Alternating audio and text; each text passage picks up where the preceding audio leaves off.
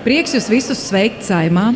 Vairāk kā 90 goda konsuli no vairāk kā 40 valstīm, kas izvēlējušies veltīt savu laiku un likt lietā pieredzi Latvijas valsts un uzņēmēju attiecību veicināšanai ar plašo pasauli. Izaicinājumu brīžos draudzības saites parasti novērtējam vēl vairāk.